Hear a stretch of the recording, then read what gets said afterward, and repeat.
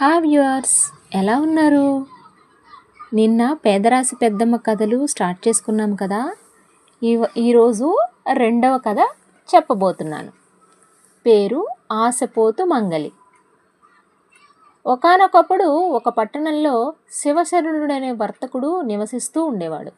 అతను వ్యాపారంలో లాభాపేక్ష కంటే ఇతరులకు సహాయం చేయడంలో ఎక్కువ శ్రద్ధ కనపరిచేవాడు. మంచివాడు, సాధుజనుల పట్ల అభిమానం కలవాడు. తన ఇంటికి వచ్చిన అతిథులను ఏనాడు వట్టి చేతులతో పంపేవాడు కాదు. దానశీలి. అయితే ఇన్ని సద్గుణాల వలన అతని ఆస్తిపాస్తులన్నీ కరిగిపోయాయి. చాలా ఇబ్బందులు ఎదుర్కొన్నాడు. అయినప్పటికీ తన పద్ధతులను ఏమాత్రం మార్చుకోలేదు. ఒకనాడు శివశరణుడు ఇంటికి కొందరు సాధువులు వచ్చారు. సుదూర ప్రాంతాల నుండి వచ్చిన వారికి సకల ఉపచారాలు తన శక్తి కొలది చేశాడు శివశరణుడు. ఆ సాధువులలో ఒక ఆయన అతని పరిస్థితిని గ్రహించాడు.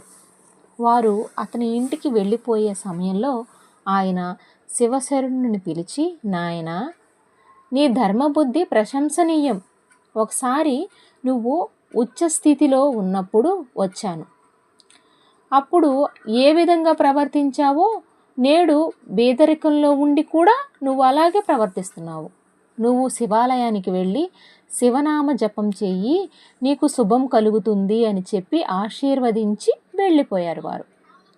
శివశరణుడి ఆ సాధువు చెప్పిన మాటలపై గురి కుదిరింది. ఆసక్తి కూడా కలిగింది. ఒకనాడు ఎవరికీ చెప్పకుండా ఊరు వెలుపుల ఉన్న శివాలయంలో చేరుకున్నాడు. శివాలయం అపరిశుభ్రంగా ఉంది. దాన్ని శుభ్రం చేసి తాను కూడా శుచి అయిన శివనామ స్మరణ చేస్తూ కూర్చున్నాడు. అతను ఆ విధంగా శివస్మరణలలో మునిగిపోయాడు. అన్నపానాదులు కూడా తీసుకోలేదు. కనీసం స్నానం కూడా చేయలేదు. భక్తిలో మునిగిపోయాడు. ఆ విధంగా శివశరణుడు 40 పగుళ్ళు 40 రాత్రులు శివనామస్మరణ చేశాడు. 40 రోజులు అతనికి ఇల్లు కానీ భార్యాబిడ్డలు కానీ గుర్తుకు రాలేదు. అంతగా దీక్ష భక్తిలో మునిగిపోయాడు. చివరికి 45వ రోజు శివశరణుడికి ఆశ్చర్యం కలిగించేటట్లుగా శివలింగం ఒకటి కాంతులతో వెలువడింది. పైగా శివలింగం నుండి మాటలు కూడా వినబడ్డాయి. శివశరణుడు చేతులు జోడించి నిలబడ్డాడు. అప్పుడు శివలింగంలో నుండి, నాయనా శివశరణుడా అని నీ నిశ్చల భక్తికి మెచ్చాను. తరిగిపోయిన నీ సంపదలు తిరిగి లభించే మార్గం చెబుతాను, శ్రద్ధగా విను. వెళ్ళి నదిలో శుచిగా స్నానం చేసి అక్కడి నుండి తడి బట్టలతోనే ఇంటికి వెళ్ళు. ప్రధాన ద్వారం గుండా లోనికి వెళ్ళు. అప్పుడు ఒక భిక్షగాడు నీ ఇంటి వాకిట్లోకి వస్తాడు. ఒక పెద్ద దుడ్డు కర్రను తీసుకొని దానితో ఒక్క వేటుతో అతని తల పగలగొట్టు. ఆ తరువాత అతను కింద పడి చనిపోతాడు. నువ్వు అతనిని తాకితే అతను బంగారంగా మారతాడు.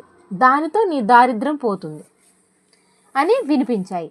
శివశరణుడు దైవాజ్ఞ ప్రకారం శుచి అయిన తడిబట్టలతో ప్రధాన వాకిటిలో నుండి లోనికి వెళ్ళాడు. అప్పుడే ఒక భిక్షగాడు శివశరణుని ఇంటికి వచ్చాడు. శివాజ్ఞ ప్రకారం శివశరణుడు ఒక పెద్ద దుడ్డు కర్రను తీసుకొని ఒకే దెబ్బ అతని తలను పగలగొట్టాడు.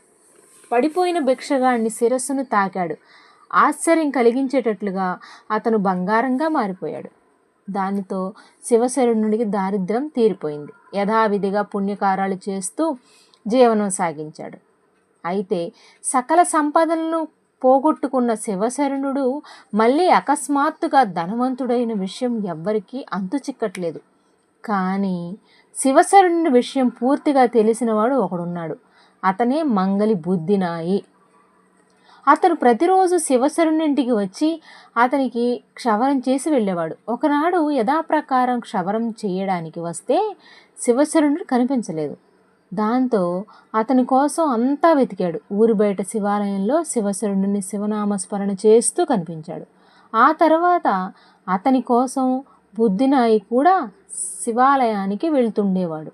కొన్ని రోజులు గడిచాక శివశరణుడు కళ్ళు తెరిచి శివాలయం బయటకు వచ్చాడు. బుద్ధినాయి అతనికి తెలియకుండా అన్ని చాటుగా గమనిస్తున్నాడు.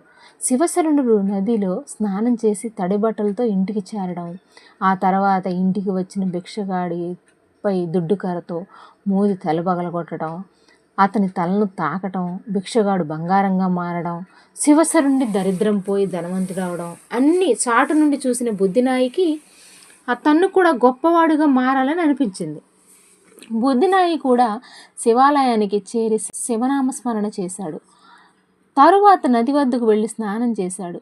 తడి బట్టలతో ఇంటికి చేరాడు. అంతకు ముందే ఒక దుడ్డుకర్రను తలుపు చాటుగా సిద్ధంగా ఉంచుకున్నాడు. ఇంతలో ఒక భిక్షగాడు బుద్ధినాయి ఇంటికి వచ్చాడు. బుద్ధినాయి వెనుక ముందు చూడక ఒకే దెబ్బలో భిక్షగాడి తల పగలగొట్టాడు. రక్తం వరదలా పారింది. అతని మెదడు బయటపడింది. భిక్షగాడు కుప్ప కూలిపోయాడు. బుద్ధినాయి అతని వద్దకు పోయి భిక్షగాని తలలో చేతిలో తాకాడు. అయినప్పటికీ భిక్షగాడు బంగారంగా మారలేదు. ఇంతలో ఆ దృశ్యాన్ని దూరం నుండి చూసిన రాజభటులు పరుగున అక్కడ చేరుకున్నారు. చచ్చిపడిన భిక్షగాడిని చూశారు. చేతిలో దుడ్డుకర్రతో నిలబడిన బుద్ధినాయిని చూసి వెంటనే భిక్షగాడు అతనిని బంధించారు. అతనిని హత్యానేరంపై మహారాజు ముందు హాజరుపరిచారు. బుద్ధినాయి తాను కావాలని హత్య చేయలేదని మొరపెట్టుకున్నాడు. పైగా శివశరణుడు కూడా ఇదే విధంగా చేశాడని, అతను ధనవంతుడయ్యాడని చెప్పాడు. మహారాజు అతని మాటలు నమ్మదగినవి కావని త్రోసిపుచ్చాడు. బుద్ధినాయికి ఉరిశిక్ష విధించాడు. పరులు సంపన్నులుగా మారడం చూసి ఆశపడిన ఆశపోతు మంగలికి తగిన శాస్తి జరిగింది. అందుకని ఇతరుల సంపదపై ఆశపడకూడదు అని చెప్పింది పేదరాశి పెద్దమ్మ. ఈరోజు కథ మీకు చాలా బాగా నచ్చింది అనుకుంటా. నాకు కూడా బాగా నచ్చింది. ఇతరుల ఆస్తిపై మనం ఎప్పుడూ ఆశపడకూడదు. మనకున్న దానితో మనం సంతోషంగా జీవించాలి. మరిన్ని తెలుగు కథల కోసం మా తెలుగు ఎవ్రీవన్స్ హబ్కి సబ్స్క్రైబ్ చేసుకోండి. ఇంకొన్ని కొత్త కథలతో మళ్ళీ వస్తాం. అంతవరకు సెలవు. Bye bye.